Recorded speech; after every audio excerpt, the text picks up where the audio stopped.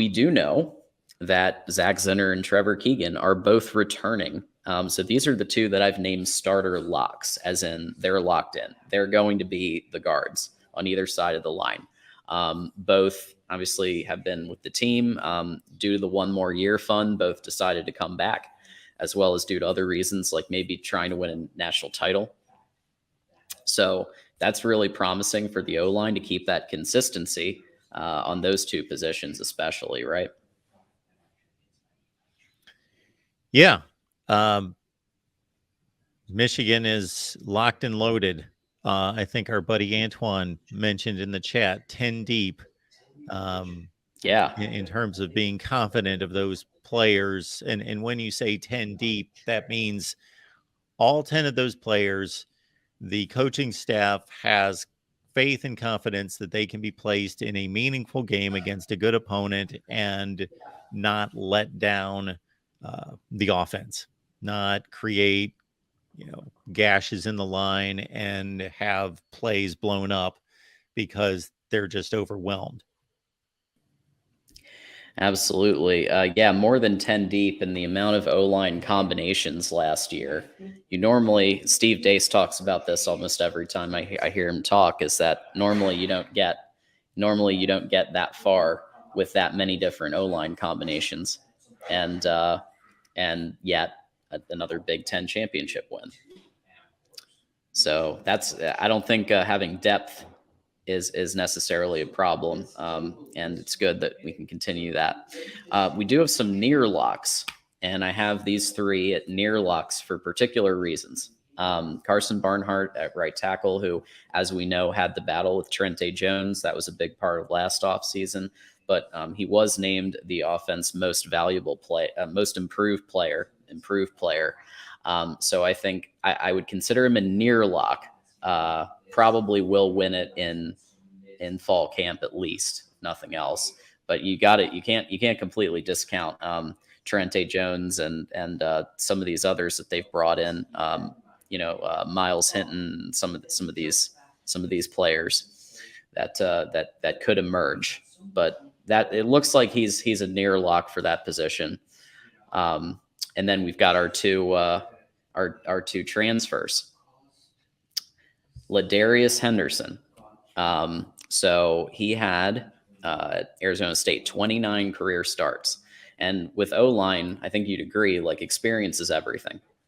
So when you look at this, 29 career starts, 19 of them at left guard, 10 at left tackle. So he has that versatility where he can, if need be, he can slide to either of those pieces. But I think that's pretty huge for Michigan to pick up in the transfer portal. Yeah, we discussed this a number of times in regards to the offensive line, and it's at least my thought that it's the most complicated position for a number of reasons. You have the most players on the field at that position than any other position at one time, and they have to work together unlike any other group. Every other group needs to work together, especially on defense. The defensive line has to understand, okay, if we're going to slant, if we're going to stunt, there's some level of coordination there to an extent. Linebackers, same thing. Assignments in the secondary, man versus zone and various, coverage schemes and so forth. But the offensive line, it's not even close. Just the level of cohesion and cooperation that's needed, because they are basically,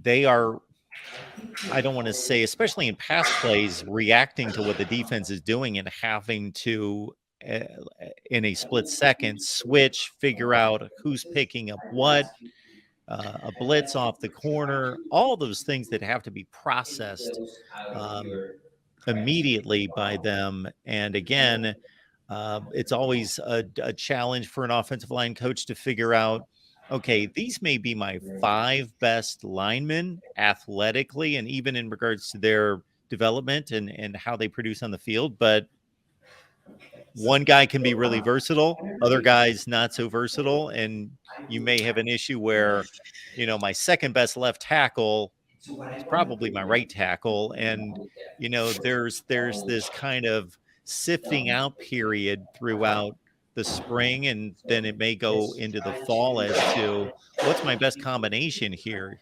Not just who's my best at each position, but how well do they work together, and how many different combinations do I need to try out before I figure out the best combination, the best five in these particular positions, and then also have a plan B, because lo and behold, people get hurt.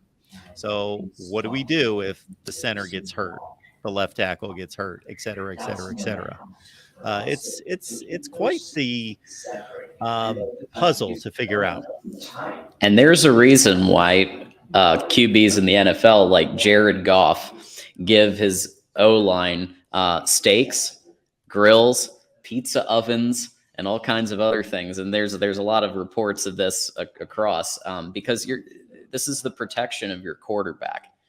And especially with a quarterback like J.J. McCarthy, the difference in winning potentially 13, 14 games versus 9 or 10 could be, JJ or if Davis Warren has to go in for some reason, or Jack Tuttle.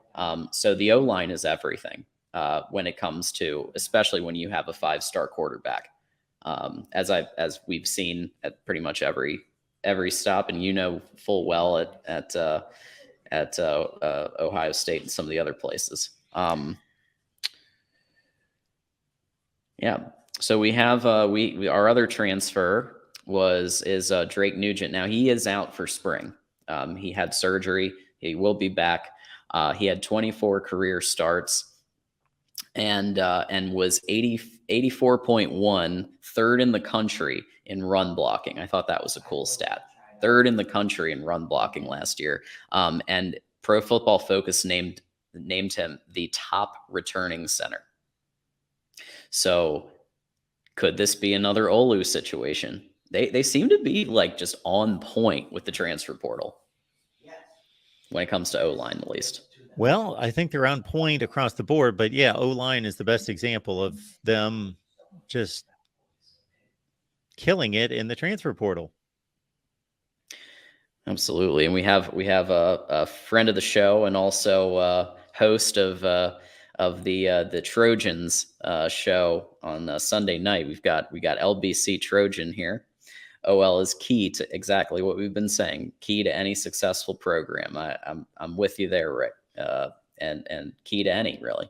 I know this is an NFL statement, but I heard or read somewhere a few years ago that there was a poll taken among general managers in the NFL and player personnel directors. And their response was basically, when they're assessing the rest of the league going into a new season, after looking at who has quality starting quarterbacks coming back, the next thing they look at is how many starts, how many players, starters, all of that does each team have at the offensive line.